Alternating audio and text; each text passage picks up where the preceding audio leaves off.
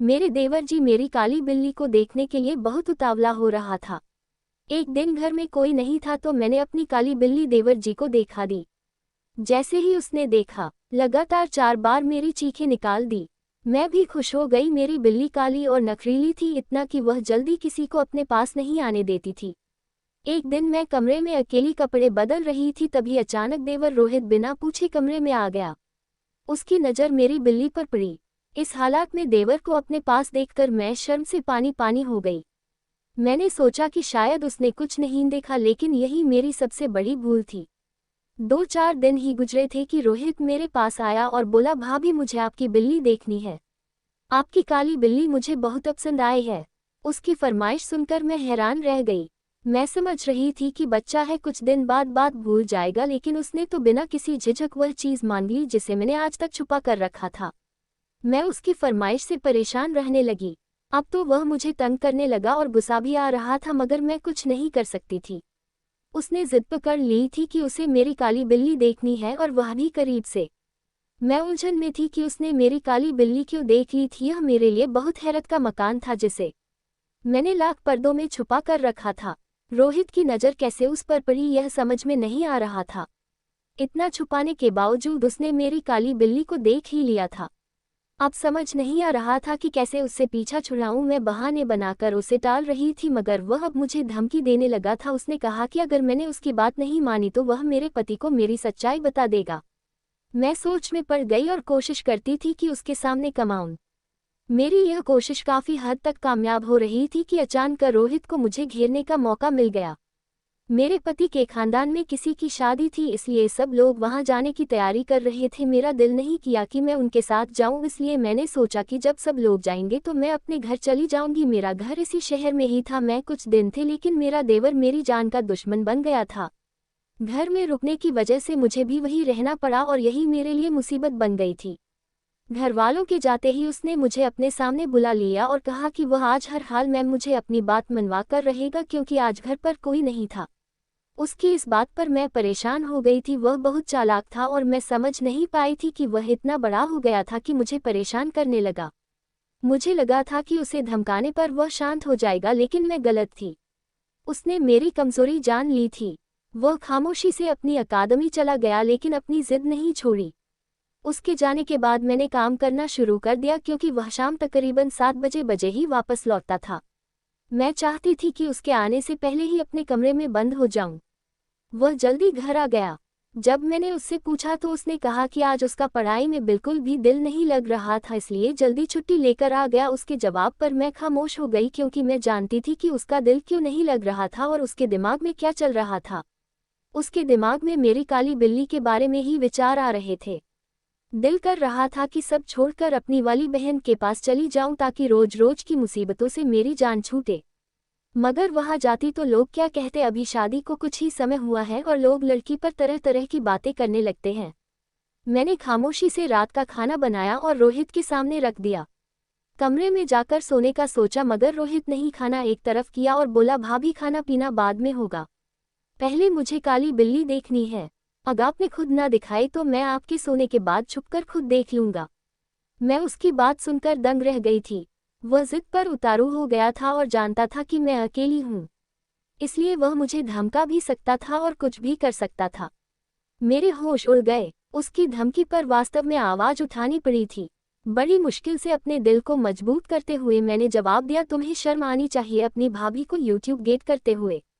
अगर तुमने मेरे साथ और कोई ऐसी वैसी बात की या मुझे अकेला समझकर धमकाने की कोशिश की तो इस बार तुम्हारे भाई के वापस आने पर उन्हें सारी बात बता दूंगी। मेरी बात पर वह चौंक गया। मैंने कहा, तुम्हारे बात कोई पिघला हुआ लोहे का टुकड़ा लग रहे थे। तुम्हारी हकीकत बहुत अलग थी, मगर वह सच कह रहा था। सच सामने आने पर तुम्हारे भाई मुझे कैसे छोड़ देते, मगर मैं सोच भी नहीं सकती थी कि वह अपनी शौक के लिए मुझे आज अकेला छोड़ देगा। वह किसी शेर की माफिक बन गया था। तुम नहीं रह पाओगे और फिर एक ही बार में तुम्हारा ये शौक खत्म नहीं होगा, बार बार बढ़ता चला जाएगा। इसलिए बेहतर है कि अपनी जिद छोड़ो, मैंने कहा। लेकिन उसने मेरी किसी बात पर कोई जवाब नहीं दी। हार मानते हुए मैंने उसे देखा और नर्म लहजे में कहा, ठीक है, मैं तुम्हें अपनी बिल्ली दिखा देती हूँ, मगर वादा करो कि तुम बार बार दिखाने को नहीं कहोगे और यह बात भूल जाओगे। जितना देखना है आज ही देख लो और कभी किसी को ये बात मत बताना। मेरी शादीशुदा जिंदगी में एक अजीब वाकया हुआ। मेरे देवर ने मेरे साथ कुछ ऐसा किया जिसे मैं कभी भूल नहीं सकती। उसने मुझसे वादा किया कि वह किसी को भी यह बात नहीं बताएगा, लेकिन वह बार बार मुझसे मेरी काली बिल्ली को देखने की जिद करता रहा। एक दिन जब घर में कोई नहीं था, उसने मुझसे कहा कि वह सिर्फ एक बार फिर से मेरी बिल्ली को देखना चाहता है। मेरे दिल में डर था, लेकिन मैंने उसे स्टोर रूम में ले जाने का फैसला किया। मैंने लाइट जलाए और उससे कहा कि वह जल्दी से बिल्ली को देख ले और फिर चला जाए। उसने स्टोर रूम का दरवाजा बंद कर दिया और मुझे धमकाने लगा। मैंने उसे रोकने की बहुत कोशिश की, लेकिन वह मेरी बात नहीं मानी। मेरी शादीशुदा जिंदगी का सवाल था और मैं डर रही थी कि अगर यह बात किसी को पता चल गई तो मेरी जिंदगी तबाह हो जाएगी। उसने मेरे डर का फायदा उठाया और अपने इरादे पूरे किए। उसने मुझसे कहा कि मेरी बिल्ली उसकी सोच से भी ज्यादा प्यारी है और उसने एक बार उसका दूध पीने की जिद की। मेरा नाम काजल है। मेरे 2 भाई थे और मैं उनकी इकलौती बहन थी। मैं सांवली रंग की खूबसूरत लड़की थी और बचपन से ही मैंने बहुत बुरे हालात देखे थे। 16 साल की उम्र में मेरी शादी अभिषेक नाम के लड़के से हुई। मेरी शादी के समय मेरे साथ दहेज में एक खास चीज आई थी जो मेरी सेहत और शादीशुदा जिंदगी के लिए बहुत जरूरी थी। मैंने उसे ससुराल में सबसे छुपा कर रखा था, लेकिन यहाँ आकर मैं बहुत बड़ी मुसीबत में फंस गई थी। मेरी जिंदगी का ये राज अब सिर्फ मेरे और मेरे देवर के बीच है। उसने मुझसे वादा किया है कि वह किसी को भी यह बात नहीं बताएगा, लेकिन मुझे हमेशा ये डर सताता रहता है कि अगर यह बात बाहर आ गई तो मेरी जिंदगी बर्बाद हो जाएगी। क्योंकि ऐसी चीज़ों को मैं कब तक और कैसे लोगों की नज़रों से छुपा सकती थी, मगर ससुराल में ऐसा मुमकिन नहीं था। मुझे लगा था शादी के बाद इससे मेरी जान छूट जाएगी, मगर ये तो मेरे सर पर हमेशा के लिए मुसल्लत कर दिया गया था।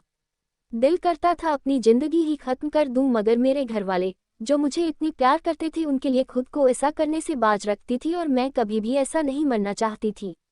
मैंने उसे अपने साथ ले जाने से साफ इनकार कर दिया। मैं इस चीज़ को अपने साथ ससुराल में लेकर अपना तमाशा नहीं बनाना चाहती थी, ना लोगों को सवाल जवाब का मौका देना चाहती थी। और वो चीज़ मुझे शादी की 6 महीने तक उसे अपने साथ छुपा कर रखना था, मगर ऐसा मुमकिन नहीं था। मैं कैसे उसे छुपा कर रखती, मगर माँ ने कहा अगर मैं उसे अपने साथ नहीं ले गई तो शादी के बाद तलाक लेकर घर वापस आऊंगी। ये बात सुनकर मैं बहुत घबरा गई। जाहिर है मुझे भी डर लगने लगा, और वैसे भी 6 महीने की ही तो बात थी, इसलिए मुझे वो चीज़ अपने साथ लानी पड़ी। ये तो बिल्ली थी, वरना मेरे लिए ज़्यादा मुश्किल खड़ा कर दी, क्योंकि एक जानवर को तो हम नहीं कह सकते कि खामोश रहो, वो हमारी बात समझ नहीं सकता। वैसे अपने साथ एक बड़े से सूटकेस में बंद करके अपने साथ लाए। किसी को मुझ पर शक नहीं हुआ, क्योंकि दहेज का बहुत सर समाज था। किसी को मालूम नहीं हो सका इस बक्से में क्या है। सब बहुत नॉर्मल थे, इसलिए किसी की नज़र उस पर नहीं गई, और वहाँ पर ही उसे खाने पीने की चीज़ दिया करती थी।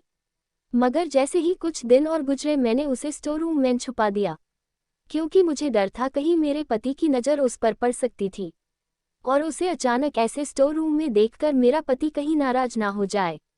जाहिर है कोई भी शख्स घर के या कमरे के अंदर इस जानवर को देखेगा तो खौफजदा होना तो बनता है। जब तक ये 6 महीने गुजरते ये बिल्ली मेरे सर पर अजब की तरह मुसल्लत थी। मैंने उसे लॉक पर्दों में छुपा कर रखा, मगर ना जान कैसे मेरा देवर उसी तक पहुंच गया था। तब से मैं परेशानी का शिकार हो गई थी। स्वयं जिसे मैं सिर्फ एक बच्चा समझती थी, वह जान कि मेरे साथ अजीब हरकतें करने लगा था। वह मुझे कम करता और मेरे सर पर स्वर हो जाता और हमेशा एक ही फरमाइश करता कि उसे मेरी काली बिल्ली देखनी है।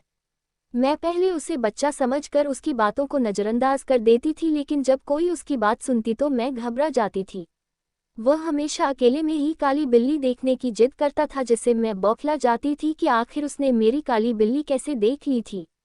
एक दिन जब मैंने उससे पूछा तो उसने बताया कि कुछ दिन पहले जब आप चुपके से स्टोर रूम में गई थी तो वह भी आपके पीछे पीछे गया था और वहीं उसने आपकी काली बिल्ली देख ली थी। उसकी इस बात पर मैं बहुत शर्मिंदा हो गई थी। मेरी मुश्किलें बढ़ गई थी, इसलिए मैं उसे चुप करवाने के खातिर उसकी फरमाइशें पूरी करने लगी। मैंने उसे चुप रहने के लिए उसके पसंदीदा खाने बनाने शुरू कर दिए। मैं दिन भर घर के कामकाज के साथ साथ उसके भी काम भाग भाग कर करने लगी, ताकि वह अपनी जुबान बंद रखे और वह फरमाइश न करे जो मैं पूरी नहीं कर सकती थी।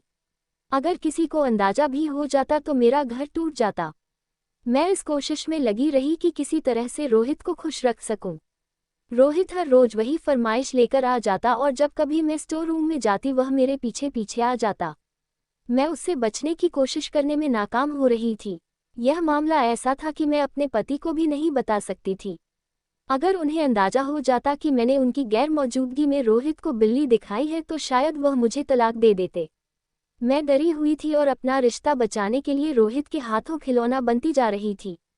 रोहित मुझे हर वक्त परेशान करता रहता था। एक दिन मैंने घबराकर उससे कहा कि वह मुझे इस तरह से परेशान ना करे। मेरी घबराहट पर उसने कहा कि वह कोशिश करता है मगर उसने अपनी जिद नहीं छोड़ी थी। वह मेरे सर पर स्वर रहता था और मैं कोशिश करती थी कि उसे मौका न दूं मगर एक दिन उसे मौका मिल ही गया। एक दिन घरवाले किसी शादी पर गए थे और मेरी तबीयत ठीक नहीं थी, इसलिए मैं नहीं जा सकी और रोहित भी मेरे साथ रह गया। उसने पूरा दिन मुझे तंग किया और आखिरकार शाम के अंत में मैंने हार मान ली और उसे लेकर स्टोर रूम में चली गई। मैंने सोचा कि एक बार उसे यह बिल्ली दिखाकर अपनी जान छुड़ा लूंगी और उससे वादा करवाऊंगी कि वह आइंदा बिल्ली को देखने की जिद नहीं करेगा। मगर यह मेरी कमबख्त किस्मत थी, वह काली बिल्ली को करीब से देखने के लिए बेताब था। मैंने स्टोर रूम की लाइट ऑन की और वह पूरे जोश से आगे बढ़कर मेरी काली बिल्ली को देखने लगा। बच्चों की तरह खुश होने पर मुझे एहसास हुआ कि यह अब भी अंदर से वही जिद्दी बच्चा है, बस उसका कद बड़ा हो गया है। फिर उसने मोबाइल निकालना शुरू किया। उसकी हरकत का मकसद समझकर मैं बौखला गई थी।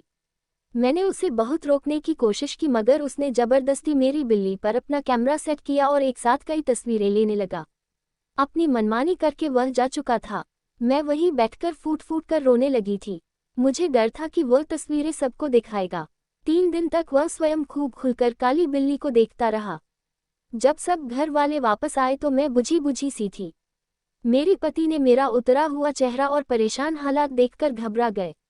मेरी पति मेरा ख्याल रखने लगी तो फिक्र करने लगे थे।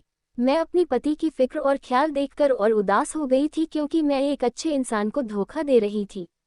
बार बार पूछने पर मैंने अपने लोगों को बिल्ली के बारे में सब कुछ बता दिया। मैंने पति को भी बता दिया कि बचपन में पैदा होते ही मैं बहुत ज़्यादा बीमार रहने लगी थी। 16 साल की उम्र तक घरवालों ने मेरा हर संभव इलाज करवाया मगर कोई फ़ायदा नहीं हुआ। थक हार कर मेरी माँ मुझे एक बाबा के पास ले गई और मेरी बीमारी का तौर बताया। बाबा ने एक अजीब सा इंसान था, उसने मेरी माँ को मेरी बीमारी का इलाज बताया जिसके लिए उसने कहा कि कुछ बातों का बहुत ख्याल रखना पड़ेगा वरना मैं फिर से बीमार हो जाऊंगी। मेरी माँ ने बाबा की बात मानकर एक अनोखी काली बिल्ली को अपने साथ रखना शुरू किया। बहुत से लोगों को यह अजीब लगता था, इसलिए घर आकर मेरे घरवाले ने उस काली बिल्ली को हमेशा छुपाकर रखा ताकि अनजान लोगों को उसका पता न चले। मैंने भी इस बात का हमेशा ख्याल रखा। जब मेरी शादी की उम्र हुई तो बाबा ने कहा कि इस बिल्ली के बच्चे को अपने साथ ससुराल के घर ले जाओ वरना बीमार हो जाओगी या तलाक लेकर वापस आओगी। इस काली बिल्ली का बच्चा मैं अपने साथ ससुराल में छुपा कर लाई थी।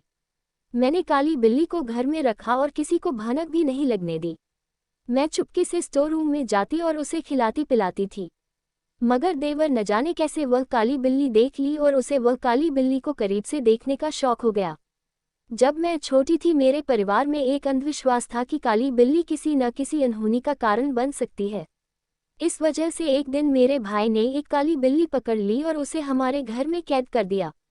मुझे इस बात पर बिल्कुल विश्वास नहीं था लेकिन परिवार के दबाव और अंधविश्वास के चलते मैं भी उस काली बिल्ली को देखकर डरने लगी। एक दिन मेरे पति के दोस्त हमारे घर आए और मेरे भाई ने उन्हें वह काली बिल्ली दिखा दी। मैं समझ गई कि अब वे सभी उसे देखकर कुछ अनहोनी की बात करेंगे। मैं अपने पति को ये पूरी कहानी बताते हुए रो पड़ी। मेरे पति जो बहुत समझदार और पढ़े लिखे थे मेरी सारी बातें सुनी और मुझे समझाया कि इंसान की जिंदगी और मौत सिर्फ ऊपर वाले के हाथ में होती है। उन्होंने मुझे ये भी बताया कि एक मासूम जानवर को उसकी मां से दूर करके कैद में रखना गलत है। उन्होंने कहा कि हमें बीमारी का इलाज जरूर कराना चाहिए लेकिन इसके लिए मासूम जानवरों को कैद में रखना बिल्कुल गलत और एक बड़ा गुनाह है। मेरे पति ने मुझे समझाया कि ऊपर वाले जब बीमारी देता है तो उसका इलाज भी वही देता है। हमें अपने इलाज के लिए मासूम जानवरों या पक्षियों को कैद में रखना नहीं चाहिए। उन्होंने मुझे ये भी बताया कि आजकल यह एक फैशन बन गया है लेकिन ये सिर्फ धोखा और अंधविश्वास है। मेरे प्यारे भाइयों और दोस्तों, ये सब झूठ और धोखाधड़ी के अलावा कुछ नहीं होता। हमें हमेशा ऊपर वाले पर विश्वास रखना चाहिए और किसी मासूम जानवर या पक्षी को नुकसान नहीं पहुंचाना चाहिए। दोस्तों, आपको कहानी कैसी लगी? पसंद आए हो तो चैनल को सब्सक्राइब और वीडियो को लाइक जरूर करें। धन्यवाद।